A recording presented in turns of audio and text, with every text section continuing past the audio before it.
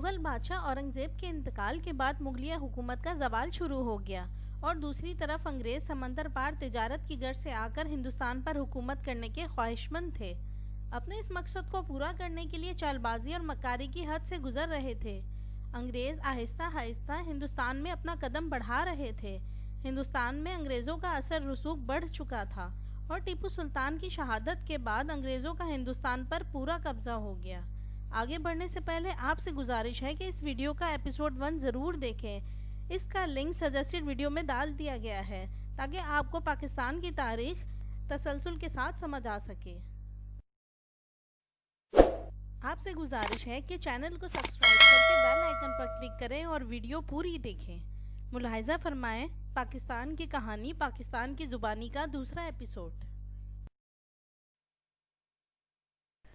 1857 میں مئی کے مہینے ہی میں ہندو اور مسلمان نے آپس میں مل کر انگریزوں سے آخری فیصلہ کن جنگ لڑی، مگر اس دفعہ بھی وطن دشمن اور غداروں نے اپنی کمینگی کا مظاہرہ کیا اور آخری تاجدار ہند بہادر شاہ ظفر کو قید کر کے رنگون بھیج دیا گیا اور شہزادوں کو قتل کر دیا گیا۔ اس کے بعد انگریزوں کا حکومت کرنے کا خواب بھی پورا ہو گیا اور ہندوستان کے کونے کونے میں یونین جیک، جو کہ انگریزوں کا جھنڈا تھا، لہرانے لگا۔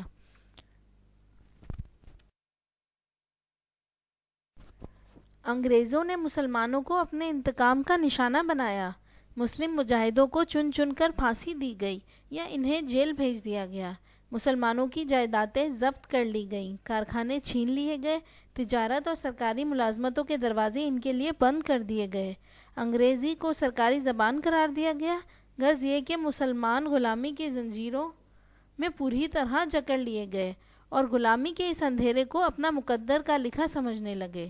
دوسری طرف ہندوؤں نے اپنے بنیے پن کا مظاہرہ کیا، انگریزوں کی ہاں میں ہاں ملائی اور سارا الزام مسلمانوں کا سر تھوپ دیا، اور انگریزی تعلیم ایسی ذوق شوق سے حاصل کرنے لگے جس ذوق و شوق سے مسلمانوں کے عہد میں وہ فارسی کی تعلیم حاصل کرتے تھے۔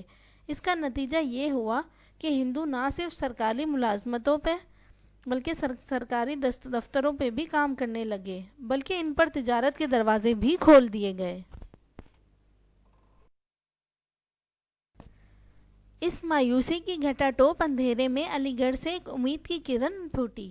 سر سید احمد خان مسلمانوں کی رہنمائی کے لیے میدان میں آئے اور انہوں نے مسلمانوں کو مشورہ دیا کہ وہ انگریزی علم سیکھیں اور انگریزوں کا اعتبار حاصل کریں۔ اگر ایسا نہ کیا گیا تو وہ انگریزی نصب و نسق اور تجارتی میدان میں حصہ نہ لے سکیں گے اور مسلمان نہ صرف انگریز کے بلکہ ہندوؤں کے بھی غلام ہو جائیں گے۔ سر سید احمد خان نے مسلمانوں کی طرف سے انگریزوں کی بدگمانی دور کرنے کے لیے کتاب بھی لکھی، جس میں انہوں نے 1857 میں انگریزوں کے خلاف جنگ پر روشنی ڈالی۔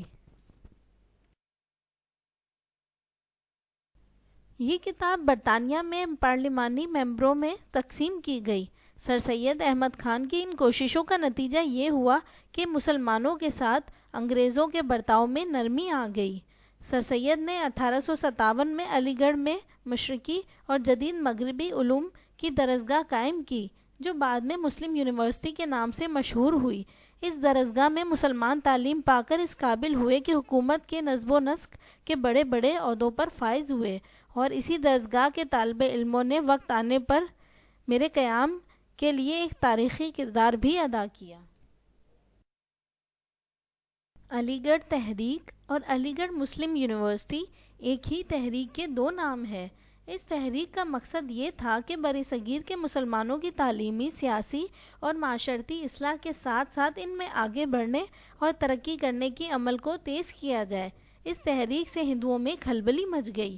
وہ سمجھنے لگے کہ اس تحریک سے مسلمانوں کو بھی وہ سہولتیں میسر آ جائیں گی جو تنہا وہ حاصل کیے ہوئے تھے، لہٰذا ہندوؤں کا پڑھا لکھا طبقہ کھلم کھلا مسلمانوں کی مخالفت پر اتر آیا۔ جب حکومت میں نمائندگی ملنے کا وقت آیا تو سر سید احمد خان نے اعلان کیا کہ ہندوستان میں دو قومیں بستی ہیں جو مذہب، تہذیب و تمدن، عادت اور رہن سہن کے لحاظ سے قطعی مختلف ہیں، لہٰذا ان دونوں کو علیحدہ علیحدہ نمائندگی کا حق دیا جائے۔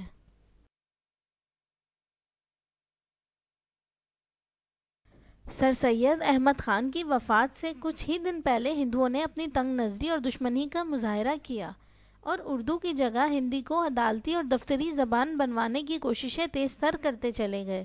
سر سید نے بستر مرگ سے ہندوؤں کی اس حرکت کے خلاف ایک مضمون لکھا جو 19 مارچ 1898 کے علی گڑھ گزٹ میں شائع ہوا اور سر سید 28 مارچ 1898 میں انتقال کر گئے۔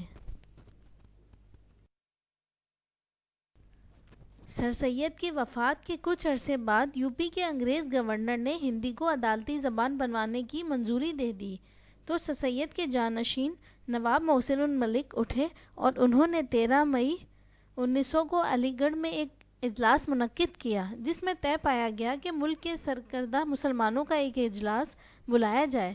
لہٰذا 18 اگست 1900 کو لکھنؤ میں مسلمانوں کا پہلا سیاسی اجلاس ہوا اور آخر کار انگریز حکومت کو مسلمانوں کے سیاسی مظاہرے کے سامنے اپنے فیصلے کو بدلنا پڑا اور عدالتی زبان اردو ہی رہی، مگر اس کے بعد ہندو ہر طریقے سے مسلمانوں کے حقوق کی پامالی اور فرقہ پرستی کا مظاہرہ کرتے رہتے تھے۔